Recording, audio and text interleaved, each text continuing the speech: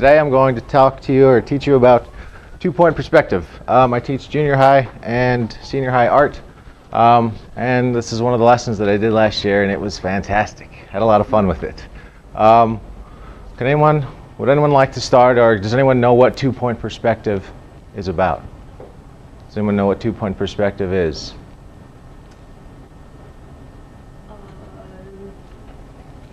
Does it mean you're dealing with two vanishing points? Yes, dealing with two vanishing points. Anything else? Okay, that's a good start. Thank you. I'm just going to show you a quick video and then show you a few examples of two-point perspective. And then we're going to have an opportunity to work with two-point perspective for a little bit. And then towards the end of the lesson, I'm going to ask you to email me what you have completed. And then if there's time, hopefully we'll have questions, or I'll take questions. But just sit. And this is an example of a video example that I found of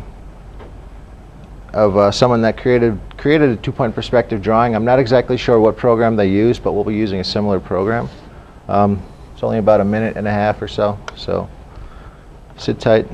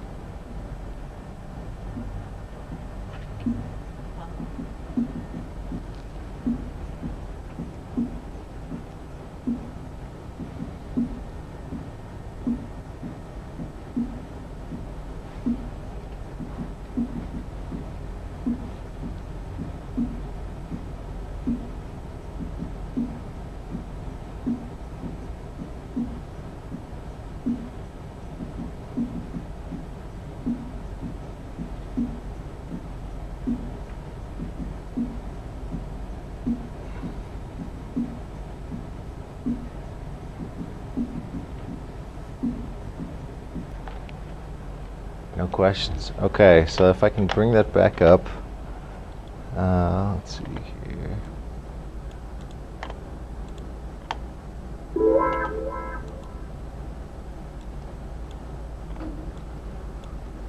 Okay, so as you can see from this picture,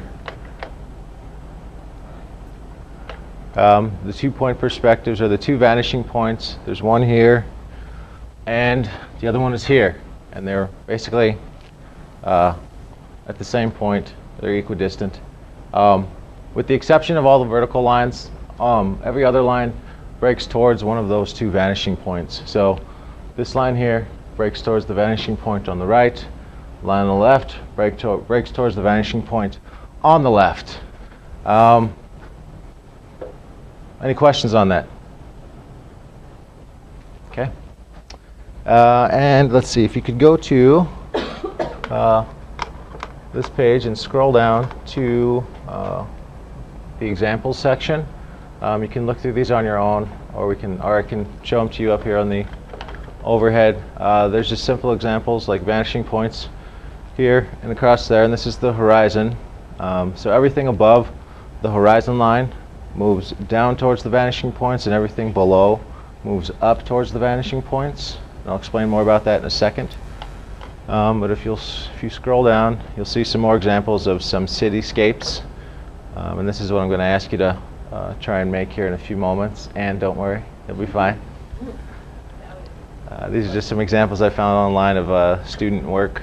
But these were done with colored pencil and paper. So, yes. Is it possible to have more than two-point perspective? Yes, three-point perspective is possible, but right now we're just going to focus on two-point perspective, and then maybe later on we can. Does it go beyond that too? Actually, I think it does, but I don't want to get too confusing right now, so we'll just focus on two-point perspective.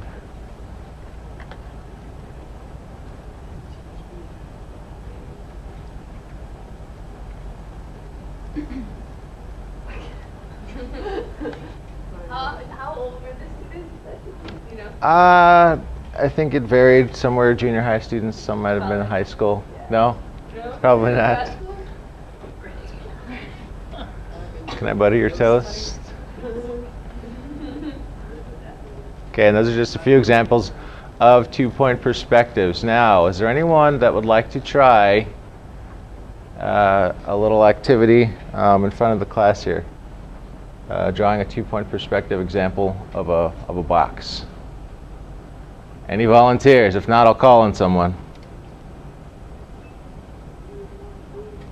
Aaron McGuan, fantastic.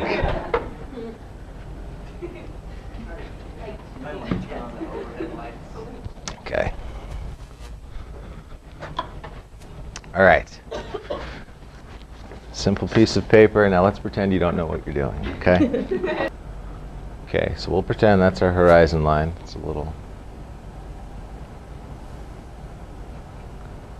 Okay, so that's the horizon. Make a vanishing point here, another vanishing point here. Okay, and we're going to start with a... I can't see either of the vanishing points.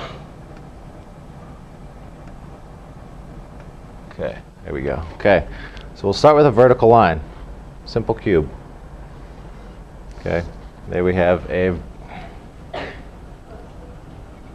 Why can't you see it?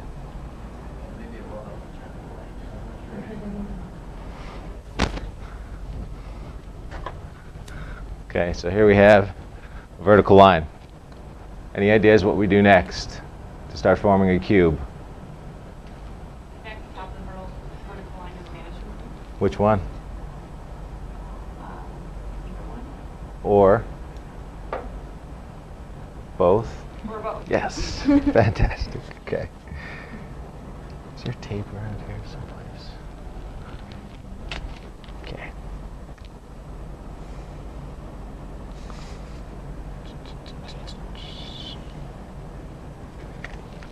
Okay. So our cube is beginning to take shape. All right. What do we do next? Any ideas? Should we decide how big the box is going to be? Okay. We could do that. So like if we're looking at it from below the box, you would want the bottom two lines to go to the same vanishing points from, to go up above the horizon line. Otherwise, if you just want to look at it from the side and it's bigger, you want them to go below the horizon line if you're looking at it directly from the side. Would you like to come demonstrate? Sure. Okay. Is that what Aaron's doing? Well, she'll have Okay. an opportunity here in a moment. So, Just explain what you were, sorry, for or show instance, us what if you we were. want the box to be small like this and be looking at it like a little person standing here looking up at the box, then you would draw lines to go to this vanishing point above the horizon line. But if we want the box to be big, we go below. Correct. Do we have a preference? Big is fine. Big is fine? Yes. Well then, let's just do that.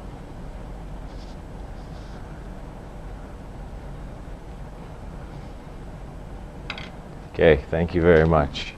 And then we'll complete our box by making two more vertical lines, and then we can erase the lines on the outer edge. Here and here, and then we begin to form a box there. Any questions on that? You don't see it. Okay, what don't you see, TJ? Wait, is it a cube or? It's two sides of a cube. Oh, okay. I see it now. I thought I see like average side. Okay, so if we were to draw the back of this building, we would start from this corner here and move towards the vanishing point on the right, and I'll just draw a dotted line since we technically aren't supposed to be able to see that. Okay, so that would be the back of the building there. And then the other side would be someplace over there. Questions? How do you decide where to put those in? How to put what in? The dotted line? The dotted lines. The dotted lines aren't necessary. I was just trying to show TJ what the full building would look like. So I'm drawing the dotted